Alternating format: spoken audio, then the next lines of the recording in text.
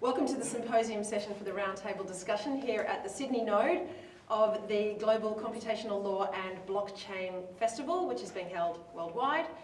This is the Sydney node, and we have been hacking all weekend and hearing from amazing experts. My name is Dr. Pip Ryan. I'm a lecturer, also a barrister. I'm here at the UTS Faculty of Law, and I'm the chair of the Smart Contracts Working Group for Standards Australia's work on the Blockchain Technical Committee. I'm also deputy chair of the Blockchain Technical Committee for the Australian Computer Society, and I'm going to be facilitating this discussion. This discussion is going to result in a report which I have produced as a draft and given in electronic form to 4 of my law students from the Faculty of Law here at UTS, and they are going to be scribes. They're going to transcribe the discussion that's going to happen today. It will be put into the report so that we can send it to Stanford.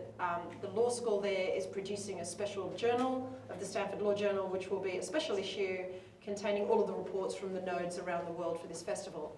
So we have followed the structure that was suggested online. You can go to the website for this festival. There's a suggested structure. We've decided to stick to that. And what we're going to do with the audience here today is invite discussion, not legal advice, nothing that you necessarily have to verify or validate with any kind of formal footnoting or referencing, but please be aware if you're citing anybody else's work, please give attribution, proper attribution or credit to whoever's work you're referring to. But this is meant to be just a discussion that we reduce to writing and produce in a discussion report. And what I'm also inviting is that if participants here want to contribute 300 or 400 words by Wednesday, that they want to contribute to a particular topic in the report, that we can include that and they will be given credit as contributors. If anybody wants to give me 1,000 or more words, they will be co-authors. So I'm the lead author on this. There's lots of people in the room from the University of Technology Sydney, University of New South Wales, University of Sydney, Australia's peak science body, the CSIRO. We've got from Data 61. And we've also got our regulator is here, which is one of the great things about being Australian. You can have a conversation like this and you can have all these people in the room, including the regulator, and we're happy to talk about exactly what we're planning to do, for example, with a currency that a lot of governments are trying to shut down. We're talking crypto tokens, cryptocurrencies when we talk about blockchain-enabled projects or startups. We are also talking about computational law. But on the whole, this is a blockchain-based discussion, and it's all about everybody learning from each other, including me. I'm looking forward to learning lots today. So much to discover still. So, to kick things off, we have a bell that is going to be rung every 10 minutes after each topic. I'm going to quickly read through the topics so that everybody's got a sense of the whole of the scope of what we're going to get through. And then after that 70 minutes, we hopefully will have a little bit of extra time for anything we felt that deserved more. And of course, if anybody's left thinking, wow, we could have really had more contribution, that's your opportunity to send me something in writing and be acknowledged as a contributor to this report. So just to confine this, I'm afraid I'm not opening up to the whole world, the contributions. It's only people in the room with us here in Sydney today. That's a very analogue experience, but we're only giving authorship to the Sydney node. So that's everybody in this symposium right now is welcome to contribute. So the topics are as follows. Taxation, securities law, anti-money laundering and financial surveillance, financial services licensing. Now, for many of the nodes around the world, they'll also talk about the word chartering when they talk about licensing. I'm going to confine it here to licensing. Otherwise, we're going to have to start talking cross-globally. We're going to try and confine the jurisdictional discussion here to Australian jurisdiction, and we're also going to try and confine the scope of time to where we are now. So let's all talk about where we are in March 2018 in relation to the development of the technology and the development of the law. We're going to also talk about privacy and security. We're going to talk about token-related policy issues, and then finally smart contracts and their relationship with legal contracts. So as we can see, there's a heavy focus on the law. It's now time to start on taxation. I want Chris, who's going to manage timing, just to ring the bell for everybody, please. When we hear that bell, please just round off what you were saying and we'll move on to the next topic. Otherwise, we will not get through the topics. I could talk about the first one for 2 hours alone. This is a free discussion. We've got a volunteer who's very kindly, the sibling of one of our UTS law students, has decided to be the person in charge of the microphone. His name is Andy. Thank you very much for volunteering. So the first question we want to raise in relation to our roundtable discussion is in relation to taxable events. So taxing cryptocurrencies and tokens as nations tax investments like stocks and bonds is reasonable given the large profits and losses that many investors are making. But how can these assets also be used as currencies or payment methods if every trade is a taxable event? So working with that proposition, I want everyone in the spirit of Oliver Wendell Holmes Jr.'s statement that living in a civilised society comes at the cost of paying taxes. In that spirit, let's see if we can throw open to the audience this discussion about how we can make tokenized assets or crypto tokens taxable, and how do we manage this if every single one of those events is a taxable event. So I know we've got some experts in the room, and we look forward to you putting your hand up so that Andy can give you the microphone to speak to that as a starting position. Thank you. Thank you. I think on top of the current blockchain existing in the whole world, we definitely need to think about how we are able to invent a smarter transaction monitoring applied to all the blockchain transaction system to get the real-time data, to get the data audited, and to get the data clarified. Then on top of that, we were able to apply the tax rule to get the real tax value from them. That's my opinion.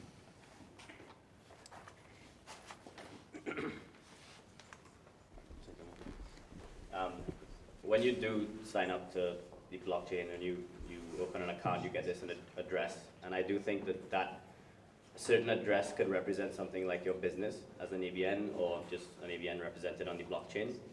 So I do think that we should have this countrywide ledger of businesses that are making transactions to and from each other via those registered addresses. And that's just one opinion I have. Okay, so just speaking to the first two comments that have been made by Mark and is it Cliff? Thank you. Thank you for those comments. What do you say to the argument that the blockchain is very good at conducting proof of work on the objective work being done, but it's not very strong when it comes to identifying the subjective element, which is the person who's actually entering into that transaction, and it's the person to whom the tax obligation attaches? How do we respond to that? Well, if I understand your question correctly, and if I answer it correctly, it would be that each address, if they are registered on this ledger under an Australian authority, and they'd be transacting in between each other, and if it goes to an unauthorized person, then that's sort of seen as dodgy, like that's not something you'd want to do. So then you could pull that person up on it and say, hey, we can see that your transaction is not going into a person who's registered on an Australian authority. So to me, it's a simple solution, but because you just have countries that are operating under the address that they've been authorized from the Australian authority. So do I gather from that you're saying your role on that network would be de-identified, but it can be linked back to your actual identity through that registration process? Yes. Okay, that's fantastic. That's really interesting. Does anybody want to speak to that? Thank you. We do have somebody with a hand up just behind you, Andy. Thank you. Yeah, just do you want to introduce yourself, oh, sorry. please? Yeah, I'm James. Thanks, James. And yeah, on that it would, like, the government would be able to have, say, a list of authorised accounts, but it won't be able to stop people from still trading on other unlisted accounts. So one person can have a registered account and do transactions with registered other registered accounts, but it doesn't stop them from having an unregistered account and also doing unregistered things. So it's just to acknowledge that it's not an exclusive thing by having a registered account. And what's the problem that flows from that? Just if you want to capture all of their transactions, well, it wouldn't necessarily. It would be the transactions that they are doing on the registered account only, and if they were doing other things with unregistered accounts, then so potentially invisible to it. So what we're saying is potentially with the unregistered account, they could be avoiding their tax obligations? I think there's potential, yes. But then is it trackable? Can we work out then, could we get back to the node, for example, that is actually conducting those transactions? Do you want to pass that to Nick, or do you want to answer it? Thank you, James.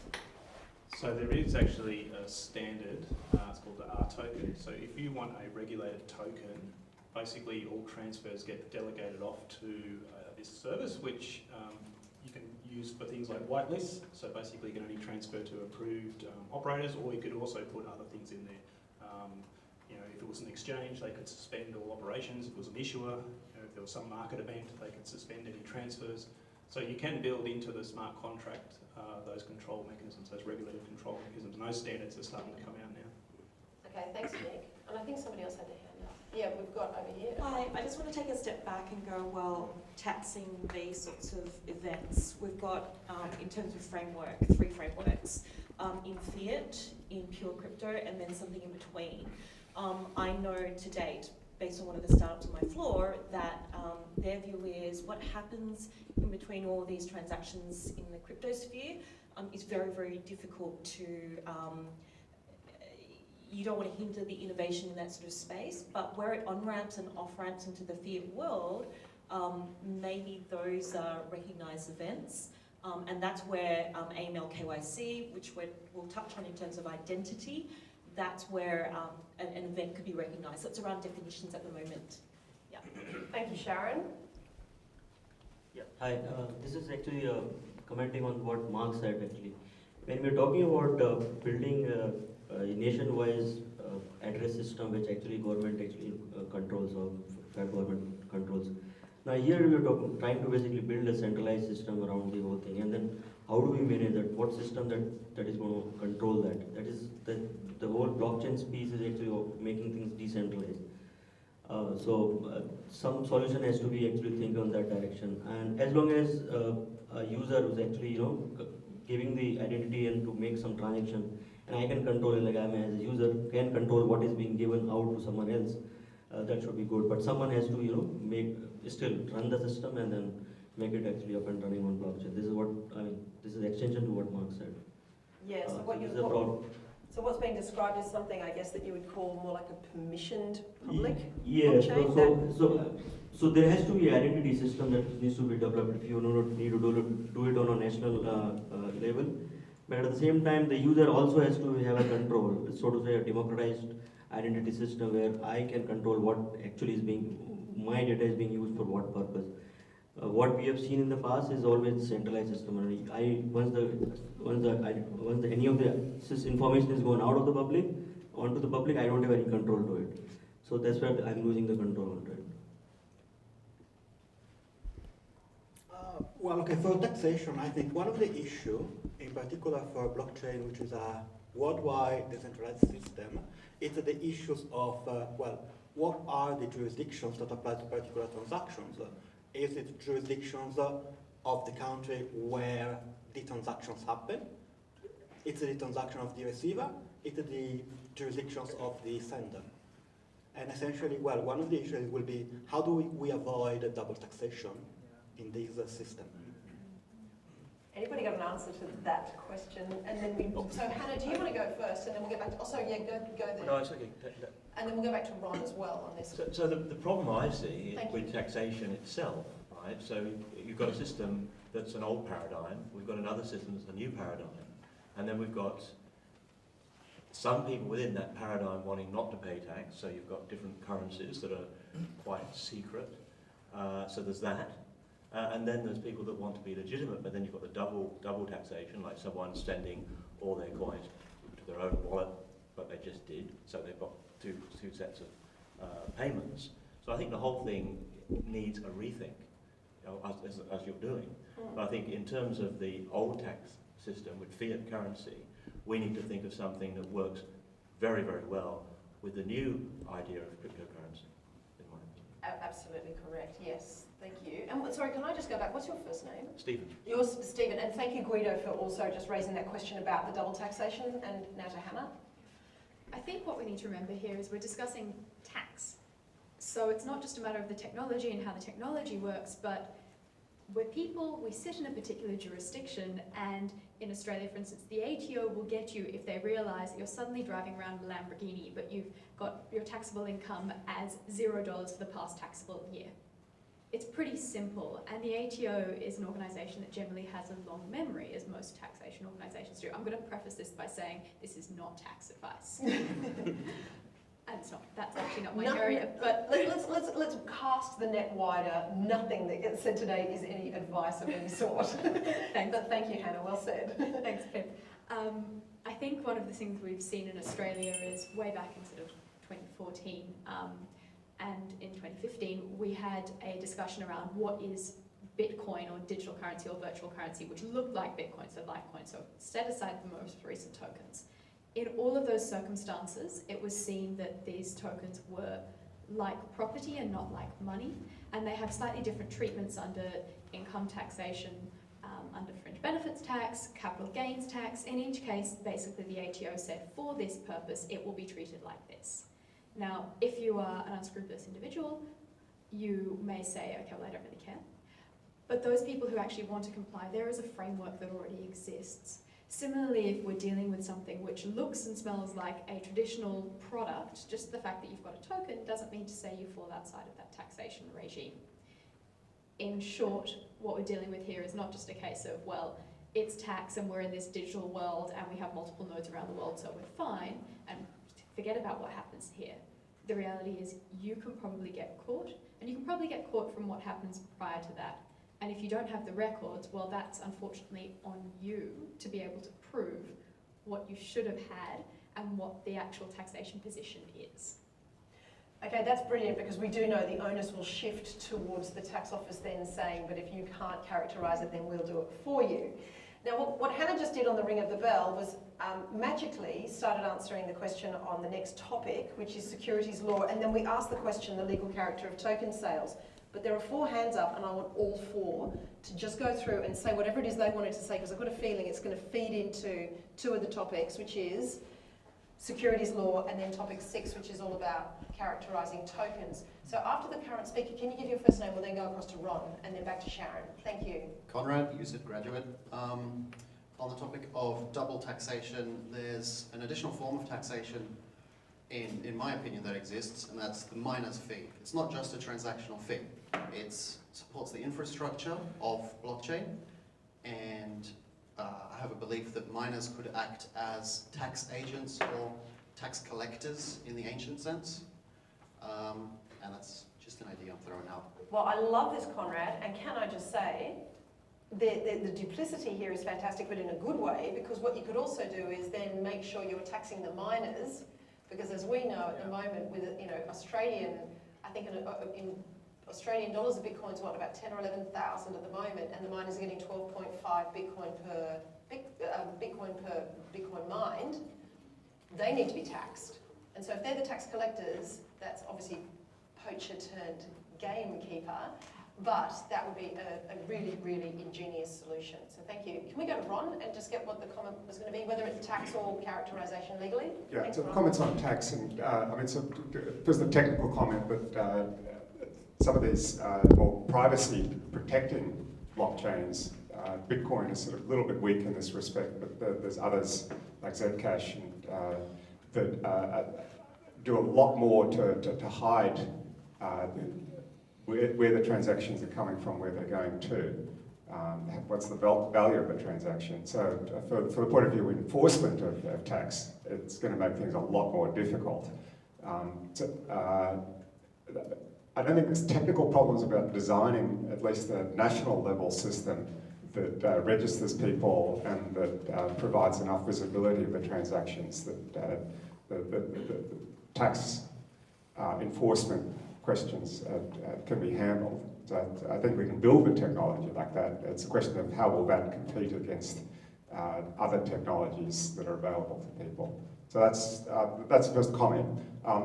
Second comment around taxation is that there's a whole world of what's called complementary currencies, and we have quite a few of these in Australia.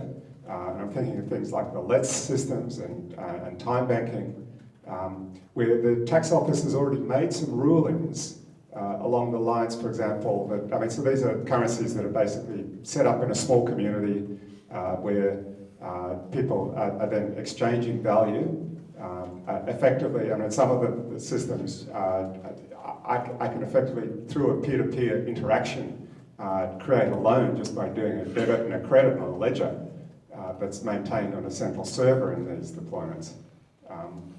So this is sort of small communities setting up their currencies and basically doing economic exchanges within a small community. That's what these systems are used for. Now, the tax office has already made some rulings around that, saying, for example, that if you're using such a currency to pay for a service by somebody whose job it is to provide that service, then that's a taxable event.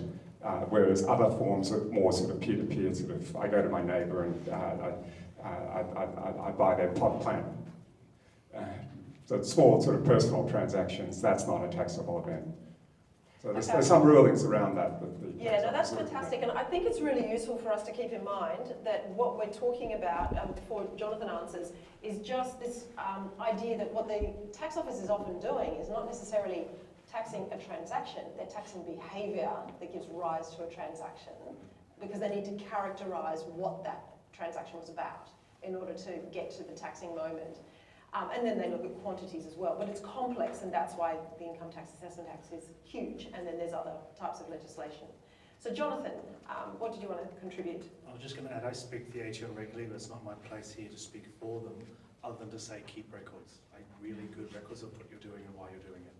And I think I read somewhere that that included, could you keep a record of the actual time stamping of the Bitcoin purchase, or like if it's Bitcoin or crypto token purchase, it's when you spent it. So these are file transfer information, because that will then help them to track back its value at a certain time, because we know it fluctuates. So yeah, it's complicated. So that's really nicely segued into the next bit, and I know then securities law, let's just deal with one question, because the bell's going to ring on this next topic very, very soon. We've got laws to protect investors. So the regulators look to protect investors and customers. And I'm just wondering if anybody here wanted to talk about that. Now, I had a philosophical discussion during the break, which I just wanted to raise now as a bit of a framing, because we could all talk about laws to protect investors and customers. But we do know in Australia, our regulators are trying to enable innovation while continuing to protect customers and investors. And yet for some reason it's okay for me to go to an art auction on the weekend and spend $500,000 on something pretty rubbish. Now, if it was a Picasso, everyone would congratulate me on the windfall, but if what I purchased was something done by my neighbour's 6-year-old and dressed up as a Picasso, then more fool me, because I should have done my due diligence. And yet the regulator doesn't jump in and say I need to be protected from that. I mean, they would have something to say if there had been any misleading and deceptive conduct as to what the artwork is. But I'm not saying that. I just wanted to buy this thing that was hanging on a wall. But when it comes to crypto tokens, it sets the regulators on fire. So just with that little philosophical framing, does anybody want to say something? I think we've got a contributor. Can I have your first name? I'll kick off. It's Andrew Lumsden here from Cause. I spoke yesterday. Thank you, Andrew. And I think it's a really interesting point. And the simple fact is that governments see securities completely differently, right? Because there are so many analogies, like the Tweed amendments, right? Now, why would you set up a whole complicated law around me basically underpaying for an asset, right? I mean, pawnbrokers do it every day. If you want to go and pawn your guitar tomorrow afternoon, he is not going to pay you full value for that, right? But if I set up a scheme to buy your shares at less than their full value, I've got to comply with a complex set of laws around the Tweed amendments. And the simple fact is that governments look at securities kind of differently. I think part of the reason for that is because of the Daily Telegraph kind of problem that emerges, I talked a bit about yesterday around the problem of, you know, there'll be a horrible story about somebody who's put their entire life savings into some crypto fraud, and all of a sudden regulators get people knocking on the door going, you know, we've got to sack the commissioner, clearly they're useless, they don't know anything about anything, they never put anybody in jail, and then it cascades back through the entire system and we get 400 pages of legislation. I mean, I think that the real chance here in the ICO market is for Australia to get ahead of the curve. And I think we've seen the Swiss try and think about it, and I talked a little bit about that yesterday as well. But I think for us, trying to throw away the stupid, clumsy managed investment scheme model and really come up with a consumer that meets the needs of consumer, describes accurately what's going on, but also promotes and encourages innovation. Thank you, Andrew. I think we've got a comment from somebody sitting over at the back. Can we have your first name, please? Richard. I think the ecosystem has done itself a disservice by attaching itself so closely to the language of securities, using phrases like ICOs that sort of drum up thoughts of IPOs and yada yada. And the reason for that, I think, is that the reason I feel that that's a big problem is that tokens are so much more malleable than securities in the traditional sense are. One thing that I'm starting to see a lot of actually is so I'm a solicitor, clients coming to me with proposed ICOs to raise funds and talking about tying their funds to particular assets. Whether that happens to be art or precious metals or something like that, and saying, we're going to raise a bunch of money based upon the fact that this token is tied to an asset. And then I get a little question somewhere 45 minutes into my initial 1 hour consultation. And so what would happen if later we tied some voting rights on future asset investments to these tokens? And I sort of have to stop and say, whoa, hold on. But the truth is that the system, blockchain-based systems as they tend to exist, defer quite a lot of control to, frankly, the software developers and the miners, but the software developers certainly, which means that regulation has to be constantly in flux. And I don't know that we have the regulatory structure to keep up with that. Anyway, something that's been coming up for me. Yeah, no, thanks, Richard. And can I just clarify, just so that we're not assuming any knowledge, when you say ICO, you mean initial coin offering, and the IPO, an initial public offering. And what you're saying is that the IPO, ICO, the similarity of the acronym is, you're suggesting some might argue it was intended to mislead, so that it's got the same gravitas and the same sort of public confidence, but at the same time it's misleading because actually it's not even regulated at this time.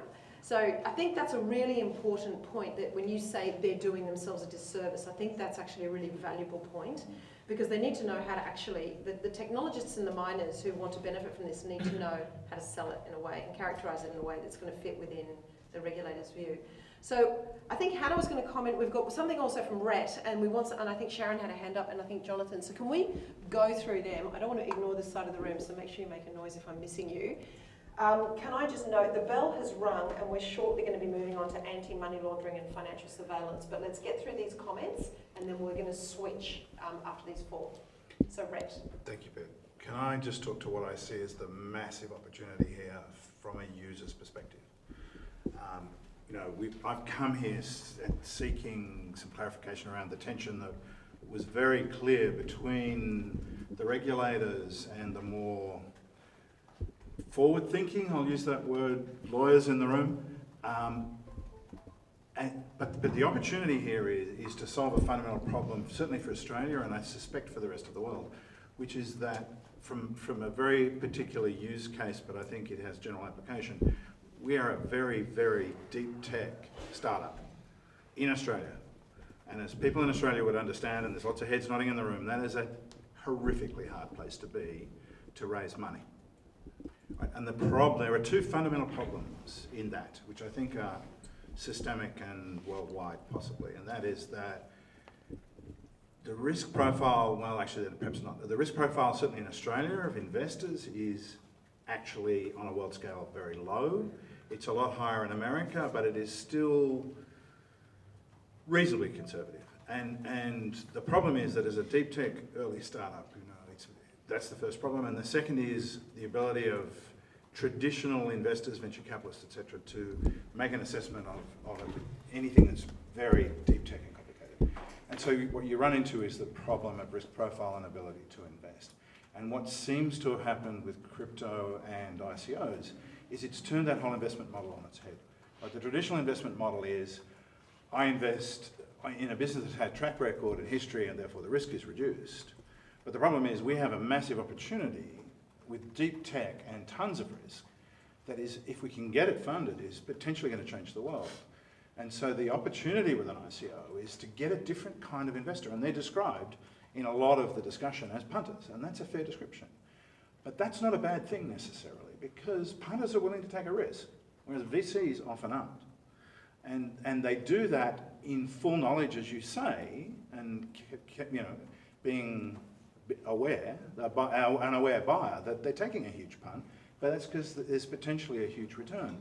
And so what the opportunity we have is to actually bring in an entirely new funding model that could create massively positive outcomes that fixes a system that is in some ways broken. And I guess my plea is to try and capitalise on that opportunity without regulating it out of existence, because it's a huge thing. Which basically, I guess the corollary of that is we need the regulator to assist in supporting and thereby enabling. And so the corollary of don't regulate it out is regulate it in, but then what does that look like? Now, there's no particular reason for this segue, but if you want to pass the mic back to Jonathan, we might get his views. I'm not going to have time here to go through every regulatory issue, other than there are a whole pile of things that come up.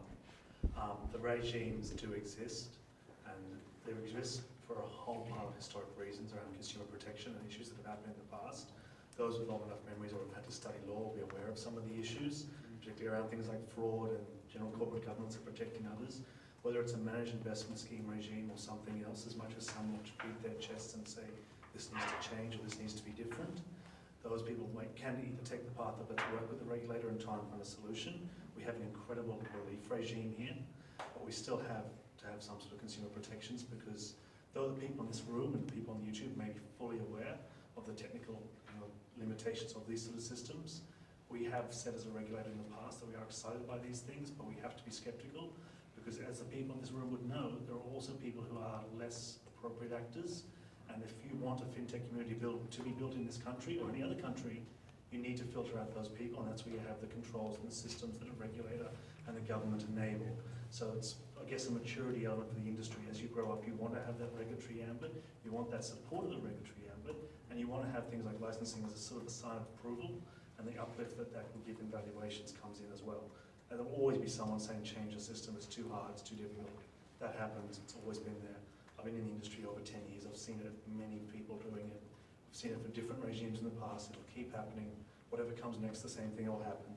But there'll always be certain limitations, even going to your point, Pip, that if you were to go and buy art, if you went and did that in your self-managed super fund and tried to display it in your own house, you might have issues. There are controls, but do you really want to live in a police state where you can't buy art? That's a separate discussion as well. Yeah, thank you very much, Jonathan. And Sharon, did you want to make a comment in relation to that, or and then we'll move on to the anti-money laundering piece? Okay, so in the startup world, we had something, a similar precedent problem around employee share options. And so what we saw behaviours is that there was jurisdiction shopping, right? So you're seeing this broader beyond just Australia here today. You're seeing everyone trying to get some sense of certainty. So we see people trying to do jurisdiction shopping and registering in all sorts of very interesting jurisdictions.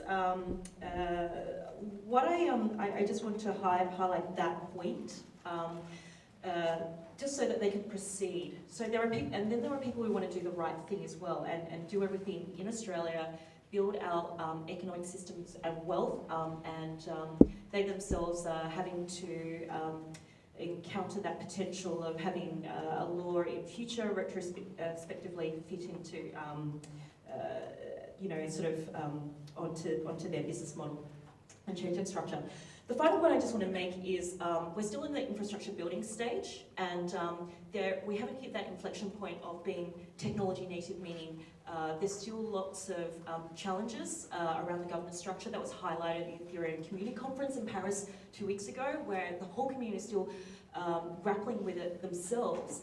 And until that layer is built, what's to say that they won't create their own innovative governance structure that is native to token generation events, which is the other thing I want to highlight. People are moving beyond ICOs and they're calling it token generation events now. So just to be legally accurate. Okay, so TGE is now the new acronym. less snappy, but you know, it's more accurate. Yeah, no, thank you for that. We love nomenclature, and so Richard and I will definitely take that one on, won't we, Richard?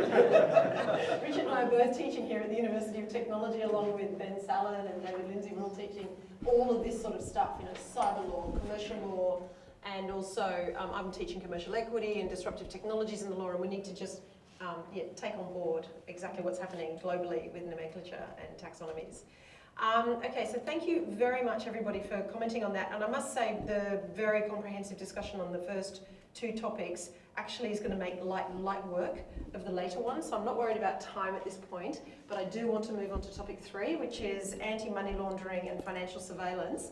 Now if I can be the fat controller here, can I ask Chris to start the timing on this one now for the 10 minutes, and then we'll try and just catch up a little bit by having a slightly quicker timing, maybe 7 minutes on the final 3. Or the rest, 7 minutes on the rest. So with anti-money laundering and financial surveillance, the question, and this is just the main one we really want to try and pose and dig into for anyone who wants to contribute, is anti-money laundering regulators have long relied upon the trusted intermediaries like banks and other regulated financial institutions, particularly ADIs. So that's the approved deposit-taking institutions, to engage in financial surveillance on behalf of the government. So one really good example, there's many examples, but just one really good example is what we call the reportable transaction. In Australia and in most jurisdictions, it equates to about 10,000 Australian dollars. And that transaction, anything more than that, it is automatically reportable, and you have to actually justify it or explain it, report it to our tracking regulator, AUSTRAC. Now this is in order to stop the flow of illicit funds in and out of the jurisdiction, and these are part of the anti-money laundering, anti-terrorism and counter-terrorism financing legislation. So the question for the floor, does this approach still work now that cryptocurrencies and tokens can be traded and transferred peer-to-peer in addition to being transacted through regulated businesses like cryptocurrency exchanges? So do we have, we've got here Ravi, who's working on a startup, and he's from Sydney University. Thank you, Ravi. Thank you. Well, I'm, as Pippa just said, I'm just a student, so I do not obviously have the answer to this question, and this question is one being grappled by policymakers around the world. The current Financial Action Task Force guidance is this mentioned strategy, that is, you apply the traditional anti-money laundering and counter-terrorism financing paradigms to the points of interface between the virtual world and the fiat world. Now, the issue is that, hang on, is it workable? Are we just imposing excess compliance costs that, let's say, only the big ADIs can afford onto exchanges? But then I think a rebuttal to that is the fact that in Australia, when our laws were amended recently, and the new amendments coming into effect in a few weeks, in fact, there was a case where the good exchanges were clamouring for the amendment because they were doing the AML, KYC stuff anyway. But my question to the floor, if I may, is, sure, do we have this approach, but A, should we design a bespoke AML CTF approach for crypto? And do we need to worry about activity occurring within crypto ecosystems rather than just focusing on the point of interface with fiat currencies? Thank you. So can I hand that over to Hannah, and as the microphone and attention moves to Hannah, I just want to add what you've just asked is the second question in this topic listing, but that's a good thing, because the comment you made was a great answer to the first question. We've now moved on to the next, and I do want to work with this. Can I just frame it? Because you've got Ravi's question, which is twofold. One, which was, do we create a new paradigm for the cryptocurrencies to do that surveillance? That's the question, and it was actually framed by Stanford Codex as, is there a legal, moral, or ethical obligation to do that, which I think ties into your question. And then the second one, can I clarify, are you saying if they're in a closed universe and not trying to exchange into a fiat currency, do we need to? Is that your question? That is it, yes. Okay, so you don't have to answer all of it, Hannah, but I'll leave this in Hannah's capable hands. So I think what we need to start with here is exactly what's been going on in Australia and what's been going on in the industry. And as Ravi mentioned, there have been recent changes to the law which will come into effect, which regulate digital currency exchanges, or indeed any business that is converting between fiat currency or money and a digital currency. And this isn't just the exchanges, there are other organisations that have similar roles who will also be caught under these regulations. They're not treated like banks. In fact, what they're more likely to be treated like is a remitter. And the whole reason behind this is not just that the industry itself said, we want to. It's actually that they were doing this and that they had decided that they needed to because they wanted to be legitimate. They saw that there was that legal, ethical and moral obligation to do so. We've similarly seen with ICOs and token sales where you have people clamouring to say that they're not securities or indeed in Australia financial products. And that's a previous topic, we don't need to go into that anymore. But people still conduct KYC checks. And they do this because they think that they have a greater obligation. Now, anti-money laundering is far broader than KYC. And as Pip mentioned, there is an obligation to report transactions at a particular threshold. But there's something more than that, and that's an obligation to report anything that's actually suspicious. And the reason for this is that, for instance, we've seen people who have gone and put $3,000 into some sort of machine, or they've had a peer-to-peer transaction where they've handed over $3,000 3 times on the one evening to another person. And they've actually found that, oh no, wait, that's because it's for terrorism purposes or some other illicit purposes. Now, in that instance, it is a peer-to-peer transaction. One person handing over currency, cash, to another. Can I just say, what you're saying there is they're structuring those transactions to avoid detection under the automatic reporting regime, but in effect what they're doing is a reportable transaction, which is something close to the 10,000 mark. Similarly, in other instances, they've only even handed over that first $3,000 and that was it. And that's enough. And that was enough because every other transaction they'd done, it was only ever sort of $200, $300, and suddenly to have this transaction where you've got cash at a large sum is a little bit strange. And again, all of it comes down to that, well, we have an obligation, we cannot control everything, we can't necessarily control cash, but we do what we can to make sure those on-ramps and off-ramps actually work, and we do have on-ramps and off-ramps in crypto. We have exchanges, we have people who are issuing tokens, we use intermediaries, and so maybe it is that they should have that obligation. And then the second part was, what about if you're in a closed universe? Ravi's second question was, you're in a closed universe and it is not expected that any of the tokens will ever then be transferred or exchanged into fiat. Do you think that that activity requires any kind of regulation? I think that goes to the second point, which is that we don't just or only regulate transfers of money, we also regulate transfers of monetary value if they're being used as a proxy for money. And so that goes into that closed system. And again, what I'm describing here is actually what exists in the non-crypto world. The crypto world doesn't suddenly take you out of that. You need to remember that these same principles apply. And just because you've got a different technology behind it doesn't mean to say that the principles of the law suddenly fall away. Okay, now the next question I think is really interesting. Did anyone want to comment any further, or shall I? Oh, okay, yeah, please do, Mark. No, have a comment, and then we'll move on to the next one, because we're going to start talking about financial privacy on the next question, which is a natural evolution. But let's go with your comment, Mark. Just to add to that, like if you're a terrorist and you are in an enclosed environment, that essentially would be a token. But that token has to be transferable. It has to be sort of agnostic beyond chain. So you're going to eventually have this environment where you're going to have agnostic chains communicating with each other, and terrorists communicating with terrorists through a terrorist token isn't essentially... ISIS tried to start one. Sorry? ISIS tried to start a commodity-based currency for their territories in Syria and Iraq. Yeah, and essentially you're gonna have to have that represent some sort of valuable, and it's gonna have to be interchangeable into some sort of fiat currency through some sort of portal. And if to use like Living Room of Satoshi for some sort of example, then you get this one entity that transfers money into a bank account, and that's gone into the legal system, and that can then be tracked through this whole spider web of transactions. So I think that cash is essentially a representation in cryptocurrency as a non-tracked address.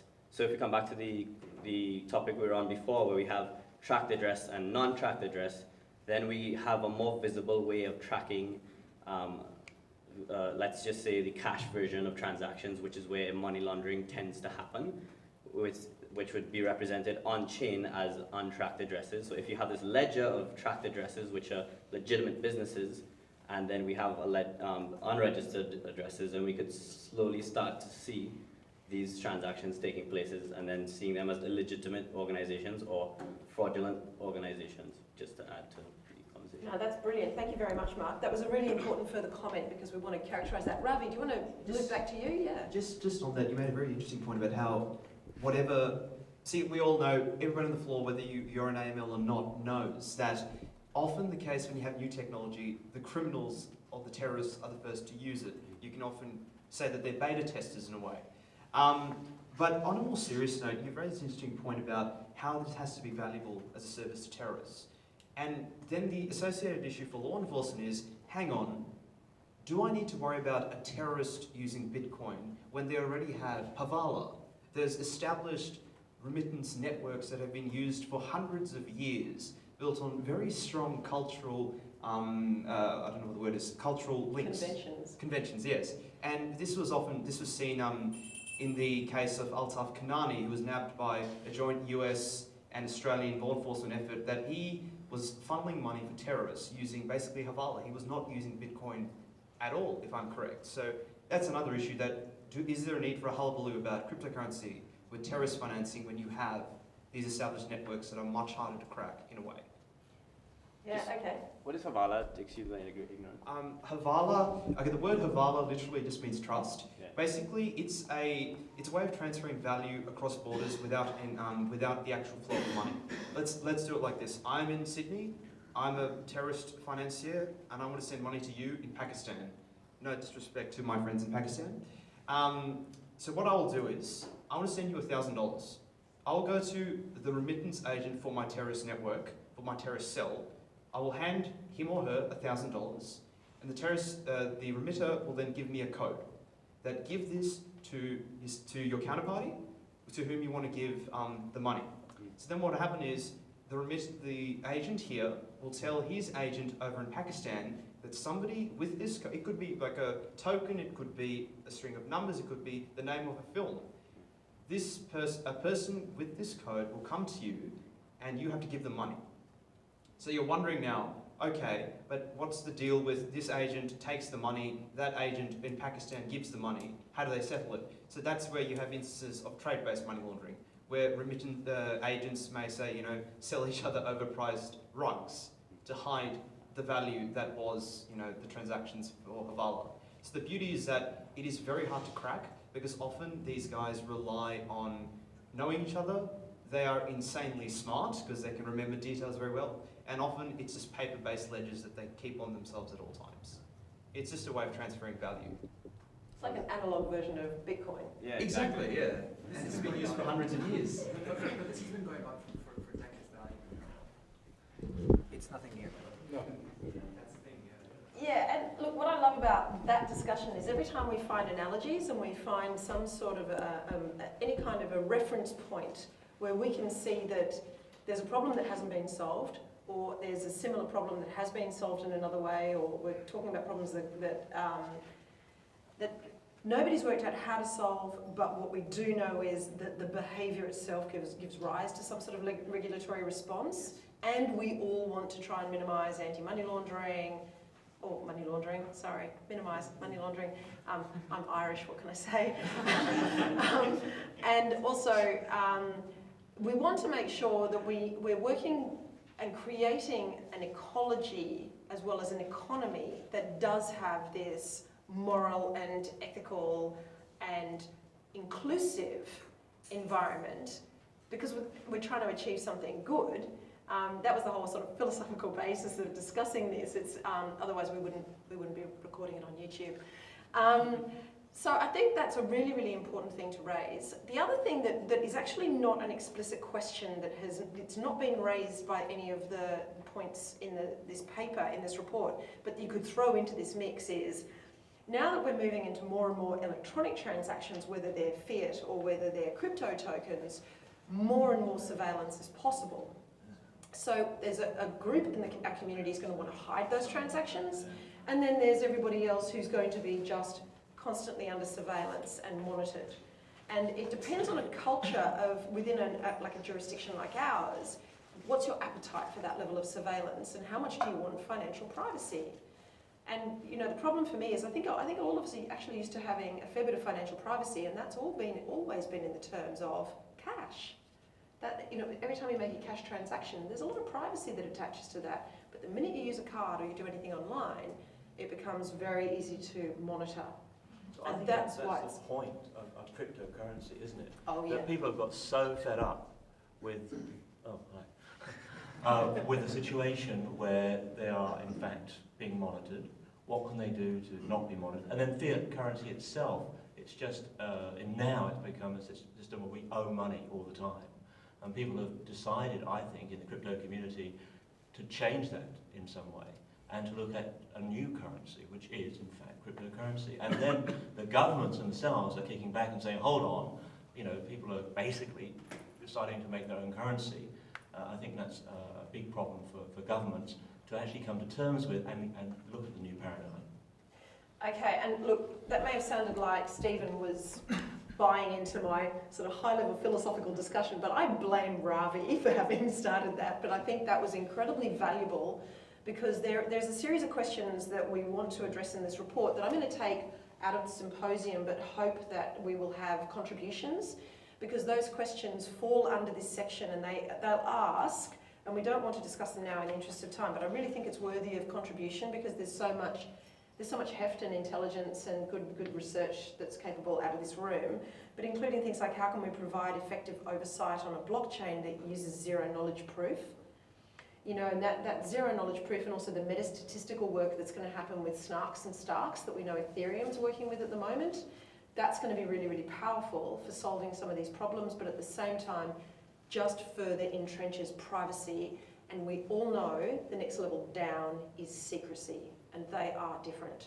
So when I'm teaching my law students about confidence, confidentiality, privacy, and secrecy, they're very different. And privacy is something we want to protect, and secrecy is something we want to combat. And so they're very high-level philosophical questions, and I'm glad they came out so readily. But thank you, Stephen, because I think that is at the heart of a lot of why we're in where we are now, and why that Satoshi Nakamoto paper was published with that tone. There's a very particular tone of a philosophical underpinning to that.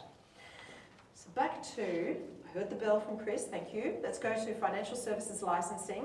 And we've done a lot of the hard work with this because we've already discussed a lot about what happens with financial services, and Hannah raised it with one of the things she's mentioned. Jonathan's definitely spoken to it. Sharon's made a contribution about her experiences on the ground with this. Richard also raised the issue about ICOs, which we're now calling RGEs, thank you. Is financial services licensing reasonable with regard to cryptocurrencies and tokens? We've definitely already addressed that question. So let's go to the next level on it, which is, do cryptocurrency businesses fit neatly into permissioned categories? Should an exchange be regulated as a bank or money transmitter? And let's just attach ourselves to Hannah's word as well, remittances, the remitter. Whether you're a transmitter or a remitter, should you be trying to fit them into the traditional categories?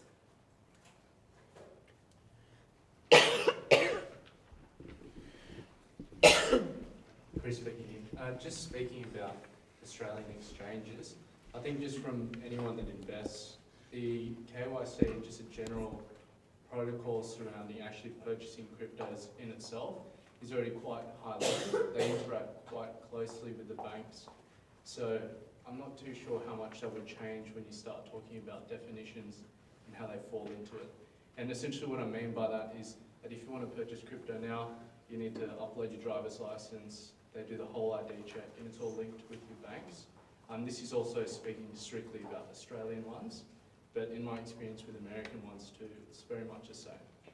So I'm happy for criticisms on that, but again, at a very high level, my experience has been that you have to hand in a lot of information, and that in itself is it's linked quite well to security and ensuring that people know what you're transacting with.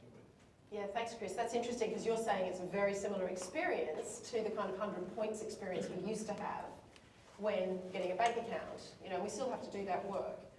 So, Sharon. For the businesses that do want to do the right thing, they will have put those measures in place, but because the technology reduces the barriers of entry, there's nothing to stop someone in the garage just picking up a piece of code and instantly creating exchange overnight. So that's really the Wild West, which is the majority of them. And Jonathan? I'm not sure I agree completely that AML style requirements necessarily automate everything else or automatically link to everything else being the same. It's going to depend on what you're doing. I think sometimes in this community, and I'm not going to go into a lot of the detail, which I probably should, but it's simpler to look at what are you actually fundamentally doing, and how does that compare to what the others who are regulated are fundamentally doing. If you are providing effectively service X, and the law in this country and other jurisdictions says service X is regulated, you're regulated. It doesn't matter whether you call it crypto. I don't care if you're trading in bananas. It's still providing a service in a particular way. Like, we give a lot of warnings and give consumers a lot of hints around this because there is the risk that Sharon alluded to, that others could be doing things in an inappropriate way. So it's just something to be mindful of. And it's a very different thing to say that because they're doing one thing that they're the same as something else. And so does that mean then that we need a new category of financial license? Because I hear Chris's comment loud and clear. For the user experience, it feels similar. So you think what you've done is going to satisfy everything moving forward in relation to that environment you're now in. So just speaking to, I've got to say, you know, that I really get what Chris is saying about the experience. You feel like you've done everything that needs to be done. But then Sharon says you're not necessarily dealing with anyone who's going to actually care. So do we need a new financial services license? Well, I'm not going to comment on the actual specific licensing requirements. It's not appropriate for me to say, well, the government should or shouldn't do something, because that's obviously a call for the government ultimately, not for us. But the reality is that if you go into a situation where, for whatever reason, you create an apprehension that you believe this is a regulated environment, or you believe this is something else, it goes to all your areas of study, pip around being fraud or misleading, as you'd know. So it really doesn't, maybe that's where you want to take this, but it is the question of, is someone actually understanding what they're doing? And you've got the Section 52 of the Trade Practices Act, or as has been replaced in the consumer law. You've got the TPG case a few years ago around the apprehension. There's all these things that are already existing and that a lot of people in this community may not be fully aware of, so you need to be mindful of this. We give a lot of warnings, as I keep saying, around these sort of things, and people have to be mindful of this. Yeah, I think that speaks to that gulf between buying a token and buying a painting. Because I think when humans go to an auction, a reasonable human being, well, in Australia we used to say the man on the Bondi tram, but we'll go man or woman on the Bondi tram. Bring back trams to Bondi. So we would say that person knows that what you would actually do, if you think it's a Picasso, is do some due diligence. And that the problem here is that people are then saying they don't. Now, I think that takes us to Andrew. What would you like to say to that? I mean, I'd only add a couple of things. I think that there is a need for us to have a look at this space. There's certainly within the scope of the existing legislation enough rules around non-cash exchanges. And I think the problem is exchanges, there's an expectation about a whole lot of behaviour, right? You've got front running, you've got market manipulation. We've got a lot of really sophisticated rules. And a few years ago, even in big wholesale markets like electricity markets and other sorts of markets, we imposed a set of what had previously been pretty much security-style rules on how they had to behave. And I think that in a market like this, as you get more and more retail involved, we are going to need to come up with a solution that works in that market. And I'm not sure that the kind of heavy infrastructure-based model that's really essentially been designed for things like securities exchanges is going to easily find itself. So for those people, you know, trying to regulate the bad guys, I think is a waste of time. If there are crooks in the shed, there'll be crooks in the shed, and there are mechanisms to get them. But for people who are trying to do the good things, who are trying to set up, what we want is a kind of minimum safety net where a lot of those kind of embedded protections around, for example, market manipulation, front running, all that sort of stuff that we know and love, is also applicable in the crypto kind of world. Okay, that's fantastic. And so would you say, Andrew, that what we need is like a regulated safe harbour rather than a safe harbour with no regulation? Yeah, absolutely, yeah, that's right. I mean, ASIC has already gone some of the ways and they've recognised the breadth of some of those existing provisions. So they have carve-outs, for example, about loyalty schemes, right? So, you know, to some extent, loyalty schemes have these kind of non-cash feel that we all understand. And they've recognised that that could be caught by the legislation, and the better view is to kind of set up some mechanism. And I think that this is a place over time where ASIC probably has enough discretion in its existing regulatory field. Now field has a different explaining, but its existing regulatory environment to be able to sort of think about what the appropriate minimum levels. The problem is though that if you get, you know, without going sort of getting into it, but if what you are dealing with isn't a financial product, and you don't have a security, then you don't get any of the other protections that come with securities markets and securities laws. So, you know, this is what I was saying before on the other topic in sort of securities regulation generally. The problem in Australia will be that a lot of people will spend a lot of time and energy trying not to be a managed investment or a financial product. And I think try that's that the all wrong the problem. time, Andrew. Every day. And the problem will be, having done that, you then lose the entire, and you're left with kind of general fraud protections administered by the ACCC, and frankly, they're not up to it for this type of, the sort of issues that we're going to see. I want to move on to privacy and security, but before we do, can I have Rhett's question, please? And then we will move on to privacy and security. Or your comment, Rhett. Thank you. It's more financial comment. I think we might have the bits that we need, and I come at this from a, I think probably admittedly naive engineer's view that empathises a great deal with some of the tone of the entire ICO community, which is that we're trying to fix the world here. And I think we have the bits that we need, because you know, the idea of a white paper, I think, is a great thing, because I think by all means regulate how much detail and how you have to explain it. But if you upfront explain what you're going to do, that's a fundamental difference from your painting, right? Because it's clearly explaining that this is this thing in enough detail for people to make a risk assessment. It might be a different risk assessment from a venture capitalist, but it's still a risk assessment. And it's one, you know, as long as we're clear that we're going into a different thing other than a security, the rules are that you have to describe it in enough detail to make a decision, then the rest of the bits are there. If as Andrew said yesterday, you don't do what you said in your white paper, then it's fraud. And I think that we've kind of got that. We're there. And if we can make this work, it's a whole new thing, which is wonderful. Okay, so I think that's right, but let's not lose track of the fact, and yeah, I'm happy to take it back to you, Jonathan. Let's not lose track of the fact that there are three elements that make this so hard. And let's not forget these. Number one, we're talking about an environment in which a lot of people are not going to meet each other, know each other, or be able to actually verify information before they join this new community. And the second one is we're trying to control automation. So there's a whole lot of parts to the blockchain story that get automated, and we're trying to control it. Now, the final thing that we need to keep in mind is every once in a while a human wants to be able to intervene. It could be the regulator, it could be the investor. People need to know, when do I get to intervene and just query that step? So once we keep in mind, let's always keep in mind it's very complicated. And yes, we may have all the pieces, but they're new. I totally agree with all of that. I can just briefly address each of them quickly. Yeah. The automation thing I agree with. In fact, I've had a lot of discussion and arguments with people who have perhaps dogma going as far as Kool-Aid around this, and I don't, as an engineer, I don't agree that you can automate it. I think you can up to a point, but you need a thing which, Juan Bennett, who is kind of a god in all of this, has in one of his presentations. There's a slide that says we need a thing for the machines and for the people called stop, fix, resume. And that addresses that. And sorry, your third point was, people can't talk to each other. Disagree totally. Telegram, you know, Twitter, everyone communicates on a global basis. I guess what I was trying to just speak to, and I agree with you, yes, absolutely, was just the trust question. So in the 1960s, Stuart McCauley did a whole lot of very, very good and quite famous work about social contracting, which says what humans used to do before they entered into contracts was they'd go to beer, a cup of coffee, shake hands, meet. That is a very human part of long-term contracting or large contracting. And what's happened since the internet is that has now become completely globalized or disintermediated, and we do trust people we buy things from on eBay or that we're going to go and spend money on because of TripAdvisor, because of mechanisms that have come into play. But there are whole new trust mechanisms. That's right. Like That's right. Facebook. But I'm just trying to say, we're relying. Is that really even trust though, or is it just risk management? Because, you know, when you look at that, like TripAdvisor reviews or those sorts of things, I'm just like, or buy something on eBay is like, do I really care if this goes through or not? Is it worth enough? It's more like a risk management to me than actual trust.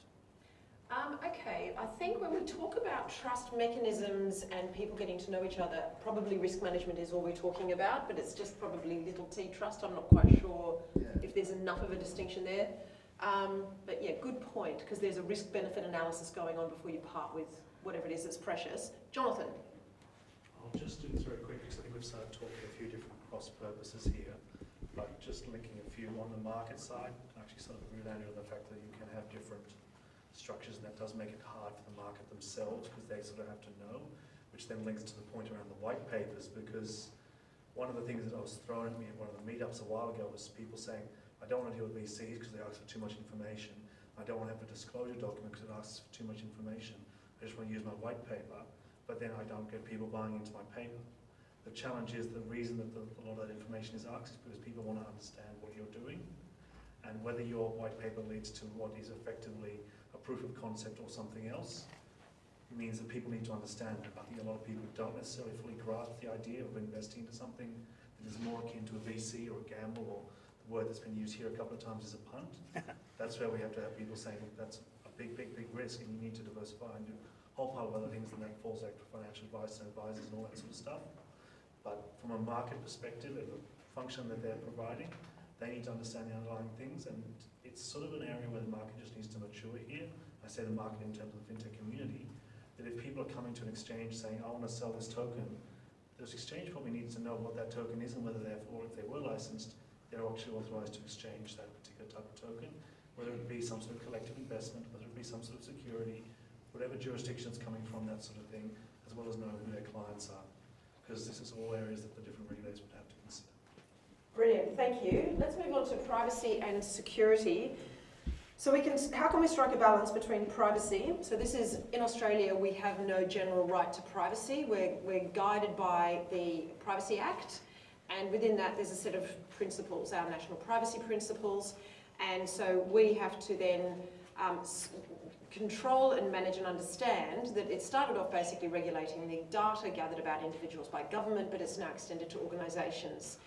And at the heart of it is we collect personal information, and sometimes that personal information is also sensitive information.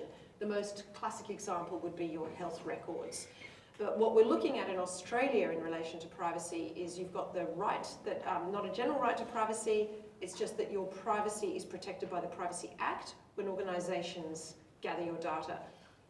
Just to explain to the rest of the world what happens when an individual breaches your privacy, you would have to go to nuisance or breach of confidence, some other area of the law, in order to ping them. We're talking about privacy in Australia is all about data collection by organisations and the government. So you want to have your privacy protected, but at the same time, these organisations have the right to collect your data, and in some situations, an obligation to collect and understand your data. So how do we balance this? This is the next question we want to throw out. We've got some privacy people and cyber law people in the room, which is awesome. So, oh, wow, what a coincidence. David, over to you. Fantastic. I'll start the ball rolling. Thank you. So the Australian Privacy Act, of course, is just one of the acts around the world that deals with the whole data privacy. Thank you, Andy. Yeah. Thank you, David. Thank you. All right. Okay, fine. That deals with the whole data privacy ecosystem, all right? I think that really in this space, people need to understand that we're not reinventing the wheel. Many of these issues have been thought about, albeit in different contexts before. What's important is to understand what it is that's new about these things.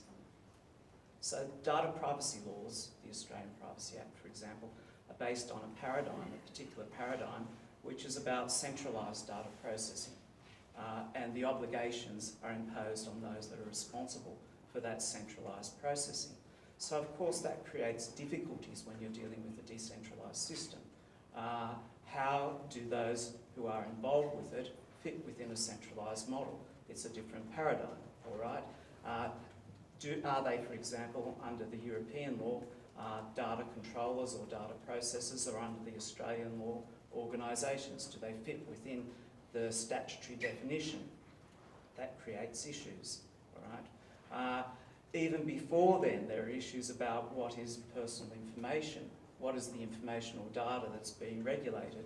For example, is a public key personal information in some jurisdictions around the world? It may well be, probably not in Australia, because we have a federal court decision that holds that an IP address isn't personal information, but Australia is unusual in that respect. All right. Then we get to the actual laws themselves and how they might apply. In particular, there are issues relating to the rights of control over personal data, given that there are in all data privacy laws access and correction rights, and importantly, particularly in Europe, deletion rights. So how does that apply to a recordation system which is based upon the immutability of the data? Well, what it means is that if you have a system which is truly immutable, it's probably in breach of the law because individuals have the right to control their data, and therefore they have the right to correct the record. This is a fundamental right, we can call it a right even here, to correct the record if it's personal data. So there are a whole host of issues about how you fit a square peg in a round hole in relation to laws which are not constructed for that purpose. I mean, some of the fundamental issues go back to what Richard, I think, was saying before. You're dealing with regulatory catch-up. So how do you both encourage innovation plus protect rights and protect individuals against harm?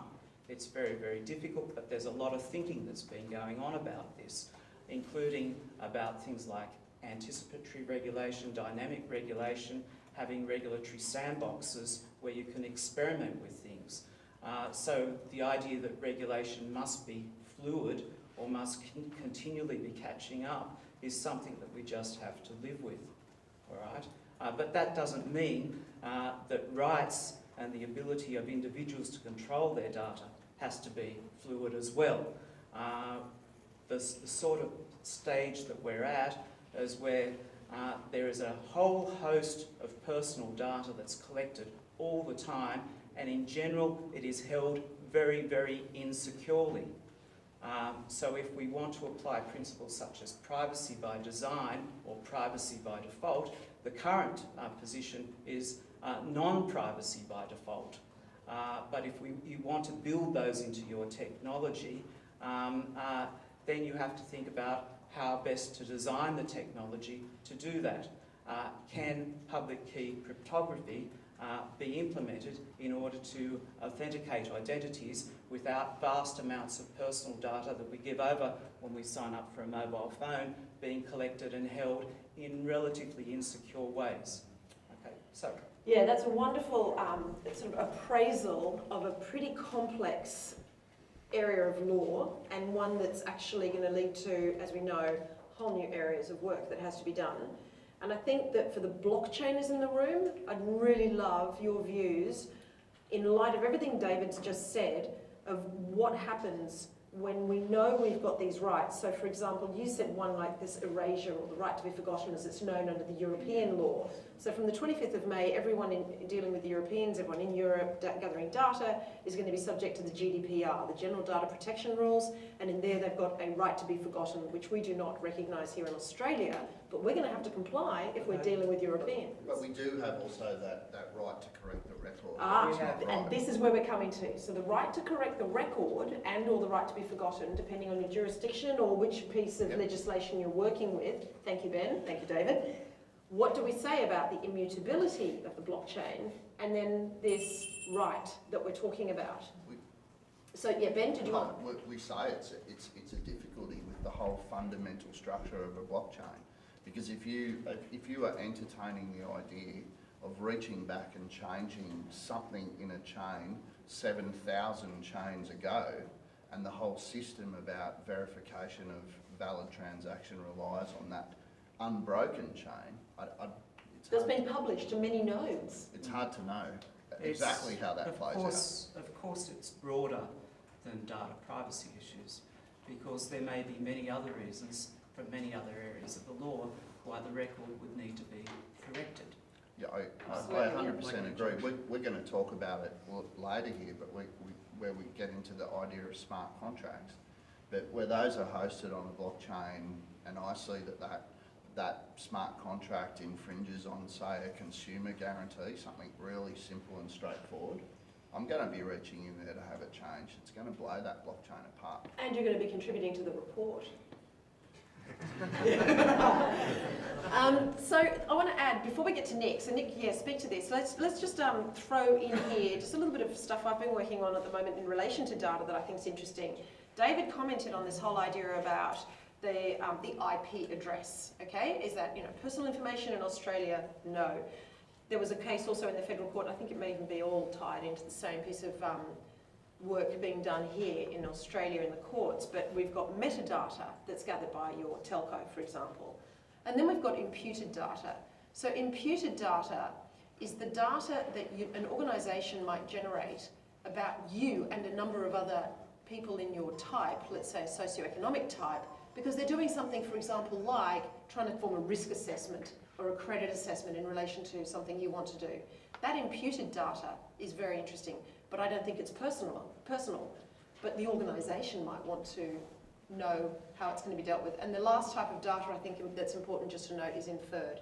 So there are algorithms dealing with sensors that are also creating their own data. For example, my car, which infers that I've been driving for 3 hours and puts the little coffee icon on my dashboard but doesn't know, actually I kept the car running while I got out of the car and swapped with my husband.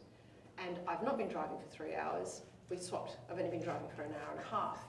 But the inference is actually is problematic because I think it breaches my privacy because it's inferring something about me personally, where I am and who's driving my car. So these are really interesting questions about data. Nick, what did you want to say? Just a quick comment, and I'll just talk about where the privacy is going, I guess, on the blockchain. Yeah, great, thanks, Nick. So I guess, as a consumer though, do I have the right to be able to use such a system? Like I've just done a few transactions over there, just quietly, but I know that that is going to be immutable and that is out there forever. So does that make it illegal that I use such a system? But I'm just talking about the encryption. So we're moving to blockchain solve the double spend problem. Basically, everyone can verify that you're not spending twice. But basically, you can encrypt these values. So you can still do the maths and prove that they haven't created money out of thin air, but you don't know what those values are. But you're still leaking information, though, that you're doing a transaction. But then you get systems where they just generate these fake transactions. You don't know whether they're the amounts, which then masks the fact that you're even doing a trade. So there's a lot happening in this space. There's you mentioned ZK snarks earlier, but there's others as well, actually, which are coming out. Yeah, and obviously, people like Vlad Zamfir at the Ethereum project is doing a lot of work on that specifically and has been presenting and writing. There's a lot on GitHub with Vlad's work on how all of those are going to operate and including a lot of prospective work. Does anybody else want to say anything about the privacy and security? Oh yeah, thank you, DK, please do. Because we're going to move on after that to the second last topic, which is token-related policy issues. But let's have one more comment from DK on this. Thank you. Everybody often talks about the immutability of blockchains. I think that's a rather simplistic view. Blockchains are not as immutable as people think. What we have is the implementation of first and second generation blockchains, which is Bitcoin and Ethereum. The current information they hold is rather immutable. Not totally. The Chinese government could wipe out the last 2.5 years of blockchain in an instant if they just told all their miners to fork it 2.5 years ago when they got 51%. The whole 2.5 years of existence of the blockchain would basically disappear off the face of the earth. But now, when you're talking about how to make recoverable errors recoverable, like changing incorrect information, this is more an implementation layer on top of blockchains, which could be implemented possibly on third and fourth generation. They're not that immutable. There are ways to work around it. Bank systems, if you put in a teletransaction, you can't reverse it. You can't reverse a teletransaction once you hit that button. What they do is they have workaways around it, which is do the same in opposite transaction, like any other bank. There will be solutions. If these become fundamental issues, people will build solutions on top of third and fourth generation and fifth generation blockchains. That's brilliant. Thank you. Did anyone want to respond to that really great comment from DK? Yeah, Nick, please do.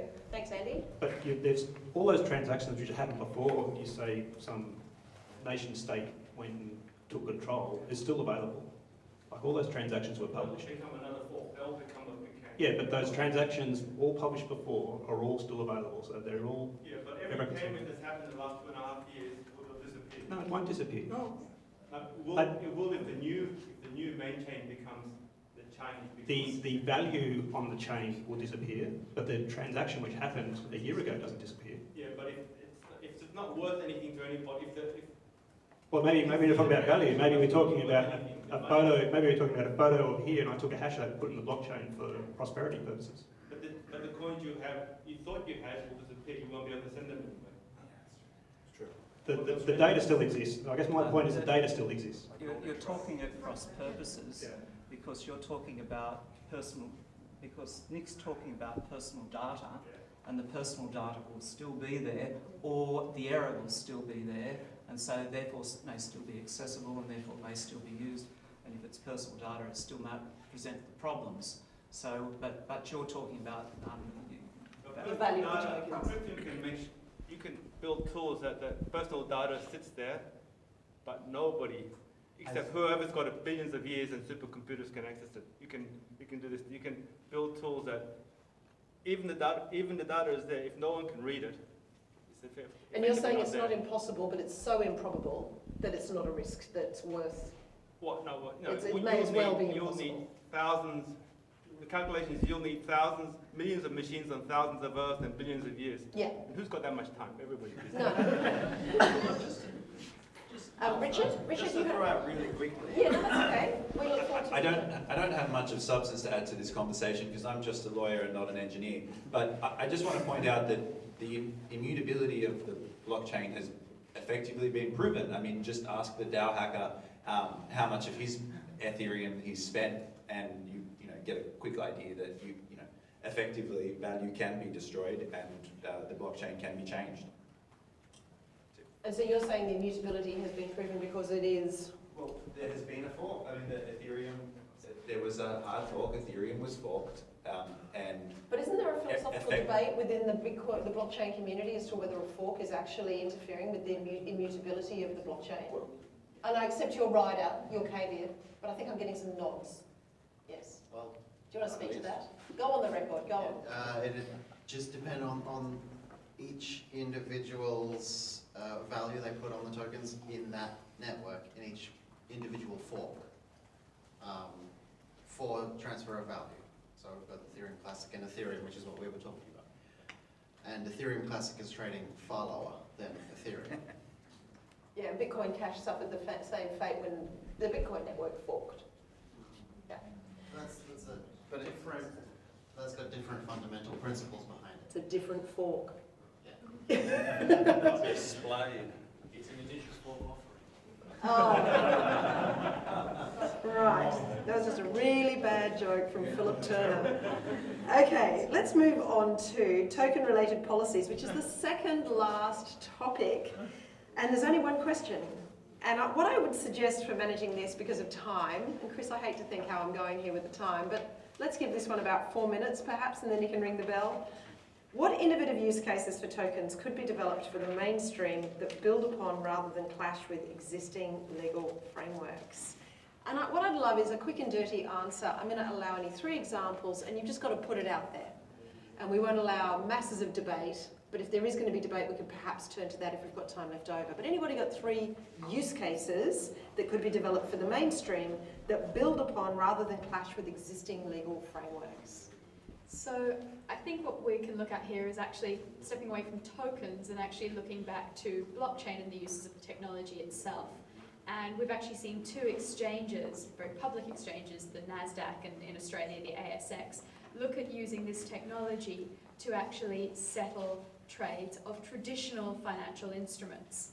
Now, the ASX is arguably more advanced than NASDAQ in that they've already announced that they're replacing their clearing and settlement system. Whether or not that will extend as far as saying all shares are now actually going to be cryptographic shares, from a token perspective, well, that would simply mean that they're still shares. But it would mean that ultimately what we're changing, regardless of whether we go that far, is our fundamental technology. I think that's where it gets much more interesting, is not the token bit clashing or not clashing or facilitating different regulated products, is actually looking at how we can use, again, the technology which underpins all of this to improve existing systems. Okay, now I think you know more about this than me, but can I just quiz? Is the incumbent technology that's being replaced is the CHESS system, and that takes more than a couple of days sometimes to clear the transactions, and that of course comes at a cost.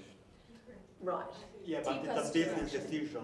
It's not a technical decision. Not a technical problem. That was my next point. Exactly. And so what we've got now, so do you want to just say that again, Guido, just so we've got it on the record? What CHESS does? So the time taken to clear transactions in financial and in shares, it's not a technical issue. They could implement right now just the T0, what is called T0. So essentially immediate transactions. What they do, they implement a T3, 3 days, but for business reasons and share reasons. So it's just a business reason. That's right, and it's in the same way that we used to have the 48-hour delay on clearing a cheque. It was a business decision. You could always have just cleared business and non-cash checks quicker, but it's a business decision. But now we've got this technical solution which solves the delay but doesn't offend that business decision. Is that correct? No. Aha. You still have business decision, right. Business issue, yep. And in most cases, the T0 will be just the mom and dad playing in stocks. All institutional players, they want to have a T3 for their own reasons. In most cases, because they don't have cash right now, and essentially they say, well, I don't have cash right now, I know I will have cash in 3 days. And then essentially, in between T0 and T3, you have probably a couple of million transactions to get the funds you need to clear. So why use the technology? The replacement, you mean blockchain right now? Yes, why use blockchain instead of the CHESS technology? Some of the issues, it will be related to see whether they're more effective and less expensive to build and to maintain. Probably technically, at this moment, it's not possible. And that's why the stock exchange, they're looking whether it will be a possibility. Okay, thanks Guido. Can we just send it back to Ron and then come back to Hannah? Is that all right, Hannah? We're just going to go back to Ron. Thank you, and just get his comments. Thank you, Ron. Yeah, just with respect to the ASX project, the business reason for putting the delay in is that currently there's each of the institutions that's involved in the trade has got their own copy of the data, and there needs to be reconciliation of that data before the trade can go ahead. So that delay is in there at the moment, so they can check that they're all agreeing to the data. What the blockchain solution is going to do by making it a shared database, a shared distributed database, it's going to guarantee that they will always at all times have a common agreement, consensus as to what the data is that's underlying a transaction. That will enable things to speed up. Yeah, that's brilliant. And I guess the consensus mechanism is the thing that could be automated and it becomes more accurate because the old systems were subject to human error. Yeah, just in addition to that, so that's just the first part, but actually the business risk is really liquidity and making sure that the cash management is solvent based on the pricing of the equity that they wanted to trade on. So there's a few other business reasons that technology does not necessarily solve. Until those rules get built in or into as part of that check, it's not there yet. Okay, thank you, Sharon. I think you may have answered Hannah's point she was going to make, but Hannah, anything further? Because I can see you almost jumping out of your chair, but I think you were going to say what Sharon said. No, I think most of what I was going to say has actually been said. It's about the fact that there's much more information that gets transferred, particularly in that post-trade environment, than just simply transfer share from person A to person B. And that's really what they're looking at, is future-proofing the technology, as far as I'm aware, and actually making sure that where this goes is not just saying, okay, well, we need to upgrade the existing system. Let's look at what else is out there and, in fact, have best practices for the future. Brilliant. Okay, that's awesome. Thank you so much. I don't need another example, to be honest. I think that one that Hannah just put out there gave us a really good rundown on some of the reasons why you would implement blockchain into an incumbent system, why the technology would replace it, where some of the business and customs, which is all the work that was, when you look at social contracting and the sort of ideas about smart contracts that I've explored, speaking to the whole traditional customary things. There are business systems in place and we need to understand, are we going to disrupt them or are we going to replace them or do we automate them in a controlled way? So I think that's a really, really great example. Thank you. And it leads us to the last topic, smart contracts. So that was perfect. Okay, so I'm happy to show everybody the piece of paper, just one question in relation to our last topic, which is resolving jurisdictional and immutability issues related to smart contracts. What is the best way to resolve these problems, this clash between the jurisdiction and immutability issues related to smart contracts? This question could be read really widely as to exactly what it's asking. I think it just opens it up to the floor. And if people want to try and attempt to discuss smart contracts and not even really worry so much about those things, but I think we've probably got Ben and David offering to talk about privacy a bit in relation to that. Can I suggest we do kick off with you two? Do you want to say something? Had you prepared something you wanted to say about this topic? I hadn't prepared anything, but You sounded prepared, Ben. I didn't, but I mean, the question itself about the jurisdictional issues and the immutability, I mean, we've had a point from Richard up the back about that obviously the blockchain can be changed. We had other comments about that there. My thought though is once we start seeing smart contracts operating in mainstream consumer lands, the incidents where a change might need to be made to a blockchain will accelerate to the point where it'll be difficult just to keep track at which fork might need to be followed. But just in relation to the smart contracts and jurisdictions, again, you start to see a smart contract that performs an operation that might be completely legal in one jurisdiction but not in another. And it goes back to this underlying theme that has been in much of today's conversation about this decentralised nature of blockchain dependent technologies.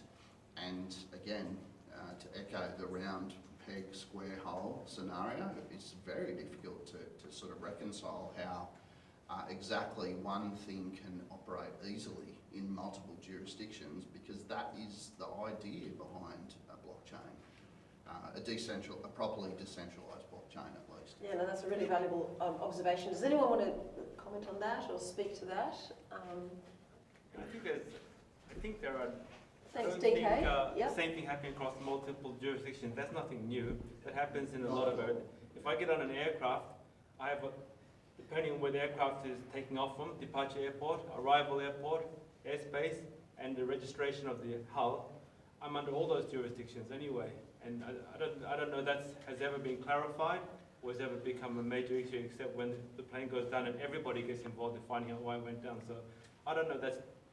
I think that's a really good question, because what it speaks to, or a really good observation, is because what it speaks to is standards. I think what we've experienced pretty much since Alexander Graham Bell and Thomas Edison got together and talked about telephone and electricity, and wouldn't it be great if it was all so interoperable that you could actually call Boston from London on the same telephone network, and if they weren't on the same network you would not be able to make that call. So when you start talking about this interoperability of, say, smart contracts and aeroplanes, you're talking about imposing standards so that you know you're all working with similar protocols and that you understand each other's protocols. So when you go through a passport check now, it doesn't matter if my passport is in English, the chip itself is then readable by the technology on the other end to indicate that's the facial recognition that should match to that passport number, for example.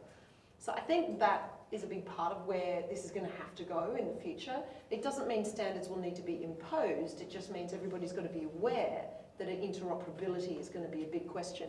And then back to what Ben's saying, legally, that's complicated. Yeah, I think the example you gave of being on the aircraft and potentially being subject to a whole lot of different jurisdictions just in that one moment in time is a really good one. I just feel like everybody's lounge room is so much more common than flying on the plane, even though so many of us travel. And the reason for, and the way I think about that is when I think about consumers shopping online from websites that are overseas. This is not so much a blockchain example, but it's where the things that people say on an American website that is selling a product don't have to comply to Australian consumer law, except, for example, when you're selling to an Australian consumer.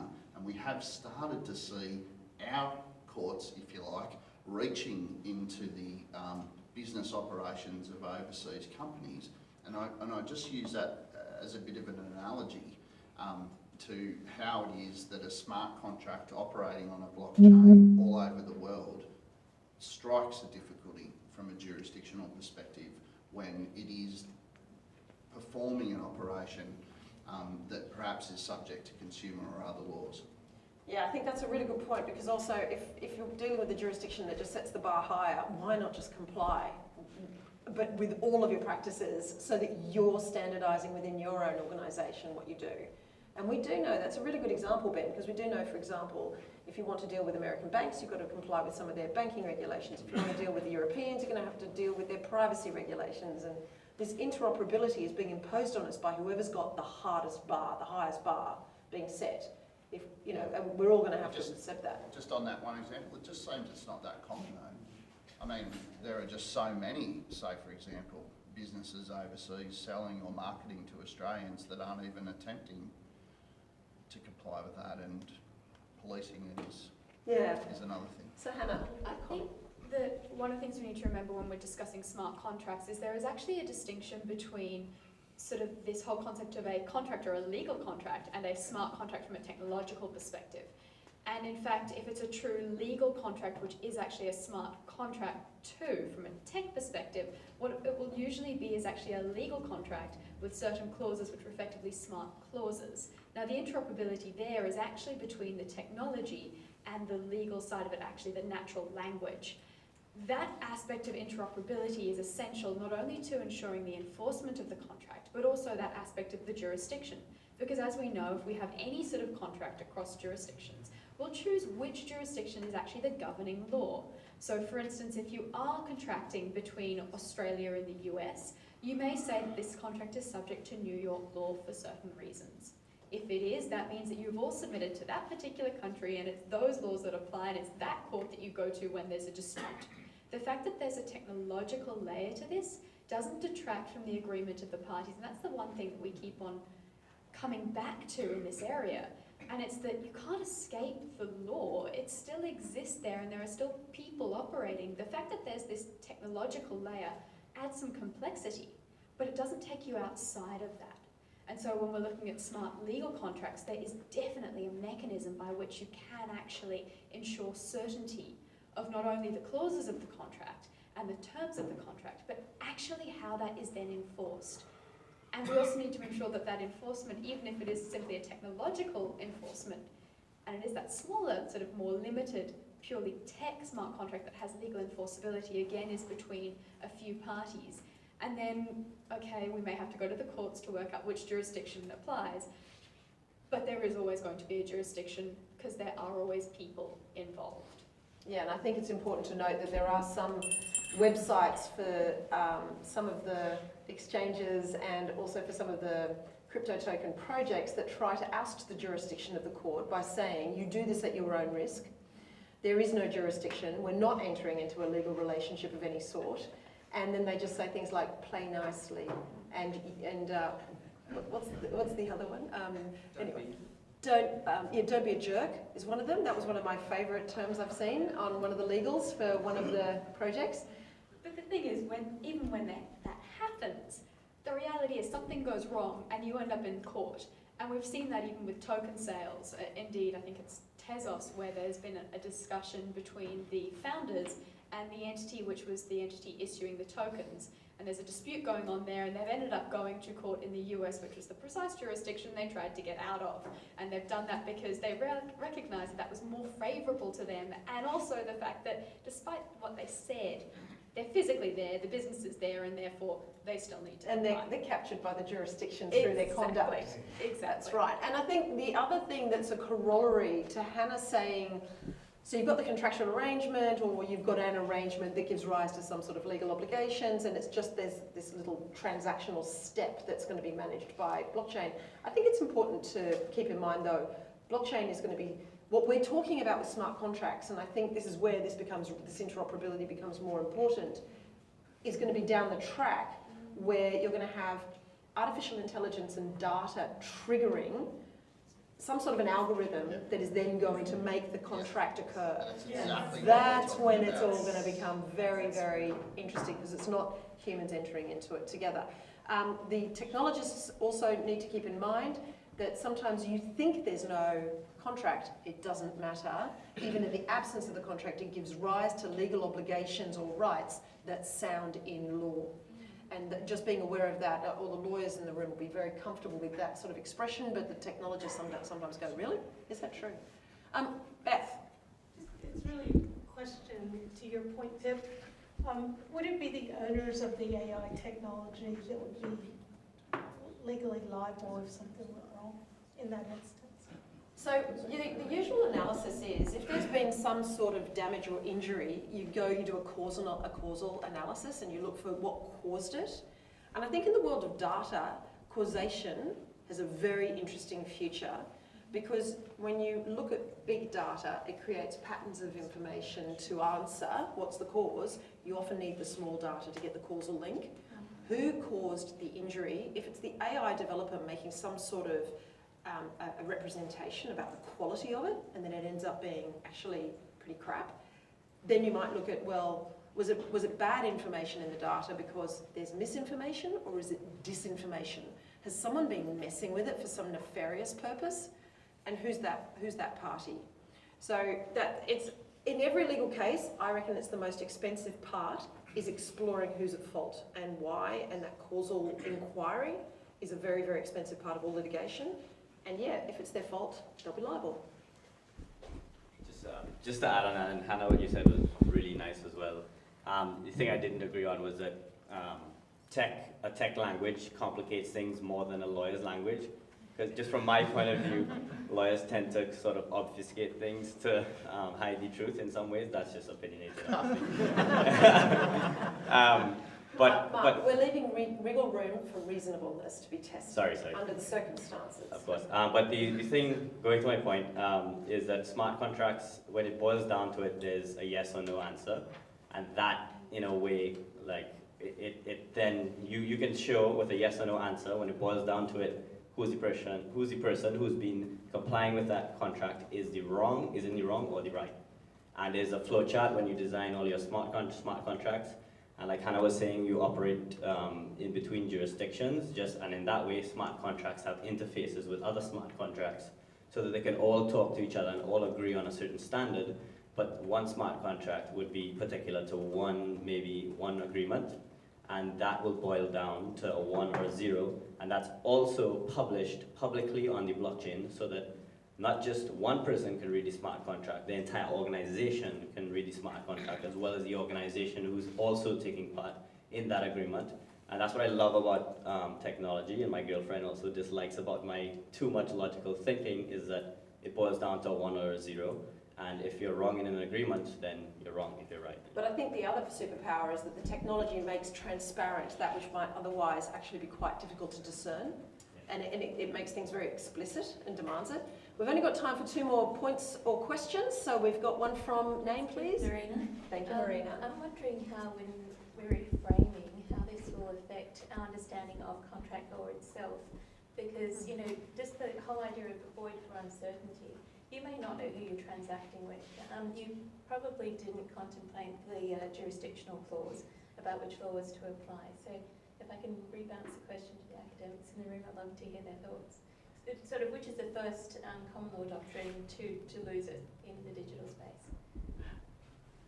I can't answer that question, but I can say, I think with some degree of certainty, that the technology will have effect on the substance of the law, and I think that that's a really interesting question. That over time, in a common law system, the technology will permeate into the principles of the common law and will eventually take some principles in different directions. So there's no doubt about that, but I can't possibly give you the answer to the question of which part of the common law is to go first. Well, that's okay, because I think what we could probably do is take that, unless, Ben, you've got an answer to that question. No, I don't. I was just going to say the whole void for uncertainty thing. I mean, yeah, you don't know that it's Hannah that you're transacting with, but you might know that it's user number 1, 2, 3, 4. So As to whether it's void for uncertainty, I sort of feel like that's not going to be the first one to fall. But just going back to David's final question, thanks for that, Ben, that's great. David was saying, you know, what's going to fall first. If anybody does have any views and wants to contribute to the report, DK. I have this is the last point or question. Which talks back to Hannah's point and also addresses the question. You talked about how law is having trouble with this technology, but it's also reversed. The technology is also having trouble with law. And the most visible example is the DAO hack. Now, when everybody put the DAO together, they're all talking about evil empire. We of the blockchain rebel alliance. Let's do something stateless, decentralized, no governments involved. They all put $150 million in, 70 million disappeared. Now when people lose money, real money, they start jumping up in there and saying, let's call the police, let's call the police. And the next question was, let's call the core of the centralized system. The next question was, let's go to court. This question was, which police? They didn't actually define which police are called. All of them. There are 10,000 police forces in the United States. You got it. Well, there are things like Interpol, there are international organisations, and unfortunately you go to the one with the biggest T. Go to Canada, they've only got the Mounties. But I think this goes to the whole question here, which is how does the technology interact with the law and the whole principles behind it? And just because you use technology doesn't mean those principles suddenly fall away. And that's the whole beauty of particularly a common law system, is they still exist, as Pip, you were saying. An agreement is not just what's written in a contract. An agreement is what two parties or multiple parties have actually agreed to be the state of their minds. And that's something which, when something goes wrong, you go to the people called the judges and you go to the courts. And it's up to them to ascertain. And even if the technology has said it's a 0 or a 1, if the people have agreed something quite different, the court has the power to say, the technology may say X, the reality was definitely Y, and that's exactly how it should be. And no matter where the technology gets to, it would be highly unlikely for the law to ever reverse that principle. Okay, now on that note, which was awesome, that leaves open a business opportunity, I believe, for automated insurance and automated arbitration, which was not part of today, but it does leave open that business model. So we're going to wrap it up. We're going to all just, I think, settle on a couple of conclusions. I'm going to make observations in the report itself. With my standards hat on as the chair of the Standards Australia Smart Contracts Working Group for our blockchain technical committee and involved with all the ISO stuff, I think I'm really happy to hear that everybody's decided to stick to the spirit of how can blockchain be fit for purpose, any use case be fit for purpose, and even better, best practice, which I think would be an amazing aspiration. And as for its relationship with the law, humans have always tried to codify the law. They've always tried to codify our conduct into laws. So it's so much fun working with technologists who are trying to codify our behaviour into computer code. So thank you very much for your participation, and we look forward to all sharing the report. And thank you for listening.